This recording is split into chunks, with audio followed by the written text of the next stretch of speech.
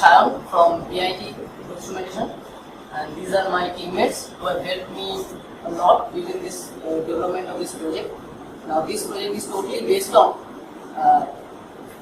simple timer circuit and logics given by through some logic ICs to avoid any kind of collisions and prevent any kind of accidents like falling from a higher ground to the lower ground. Now we didn't use the microcontroller here because I want to show the very basic applications of our preliminary electronics.